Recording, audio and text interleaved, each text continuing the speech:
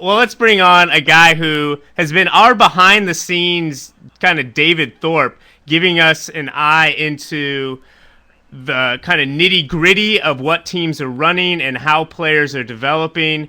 Good friend of the show and former HoopSpeak contributor, now editing at Playbook, Brett Koremenos.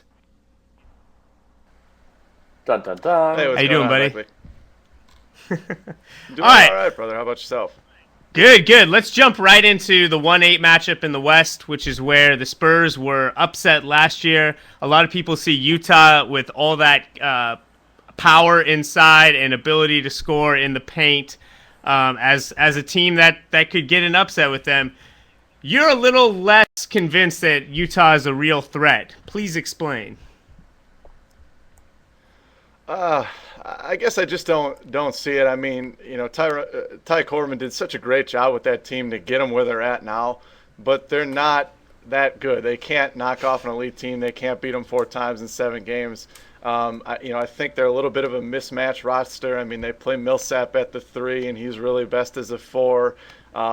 I really think they're going to struggle in pick and roll coverage. Although the one caveat I have with that is Devin Harris has seemed to really found his mojo recently. He has been attacking on both ends of the floor. He could be so devastating on defense. I'm sure the coaches are in his ear all the time, reminding him of that fact. And he's a guy that you watch Avery Bradley and especially that game where he hounded Jameer Nelson and basically won the game for him just by not allowing Jameer to get the ball across half court. Devin Harris at 6'3" with his quickness has really that kind of potential that he can change a series because that's the kind of guy that can match up with a guy like Tony Parker and frustrate him a little bit. And, maybe he's not going to stop him, but he will slow him down. And if you can slow Parker, then you got a chance at the Spurs. Then maybe, that big lineup can get you a few extra possessions with some offensive rebounds on the boards. That is their chance. Would I say it's a good one? Probably not. I'm just not as convinced that they can still contain the pick and roll with all those shooters and the way that San Antonio plays. I just think they're too good offensively, and I don't think Utah can score with them for 4 wins in a 7-game series. Right. I think that you hit the nail on the head when you talk about the defense. That was what the Grizzlies, they did beat them up inside, but they also dominated the boards and, were able to contain Parker with a guy like Tony Allen. We both noticed Devin Harris played excellent pick and roll defense against Nash, blew up a number of plays. The Jazz looked really smart in how they defended the +1 pass that goes to the corner. So it's possible that they could give him a run, but like you, I just think the Spurs have way too much firepower. They're better than they were last year, and there's no way you can argue that the Jazz are better than and they have Manu. They're the personnel is better, and you wouldn't argue that the Jazz are better than Memphis was as an 8 seed last year. So I think that is a 5-game series. And the other thing too is, and we talked about this a little bit, I think over G-Chat. That Phoenix game is just a total outlier. I mean, that Phoenix team just wasn't any good. I mean, Nash had a Herculean effort this year to get them to that spot where they had a chance to get the 8 seed.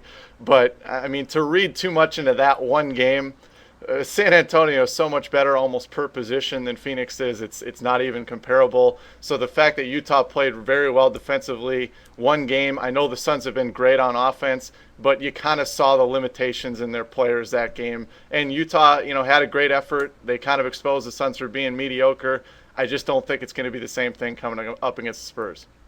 Going to the East Coast, or the Eastern Conference, rather, Orlando and Indy is a series that no one seems to really care about, and who could blame them? Dwight Howard's out. It's the Pacers are in this small market, but you care because you think it's actually going to be a little closer than people might believe. You don't think the Pacers are going to run over this Dwightless Magic team. Why is that?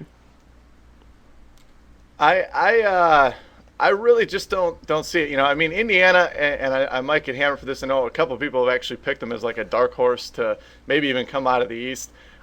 They're just really solid. They have no hole at any position. There's no guy that comes in that is just a complete, albatross in their lineup. And I think that helped them with the great regular season. I'm a big believer in that whole plus minus point differential. I think they're like plus 1.3 this over the course of the season. They definitely have taken advantage of the fact that the Celtics didn't have it together for a long part of this year, that the Knicks didn't have it together for a long part of this year.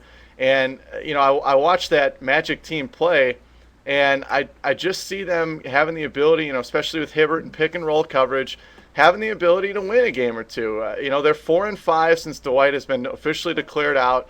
Their losses have come to good teams. I think one was an overtime loss. And people always talk about close games kind of being that coin flip situation.